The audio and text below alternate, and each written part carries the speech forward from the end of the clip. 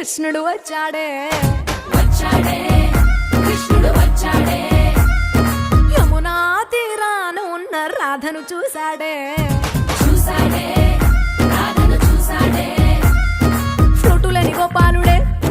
సుటు వేసే భూపాలుడే వీసమొచ్చిన పాలుడే మాట వెంట పడిపోవుడే కటిక చీకటిలో కన్ను కడతాడే వెన్న ముద్దలని వెంట పడతాడే కోల చేస్తాడే కాలం వేస్తాడే మాయలోడు వీడే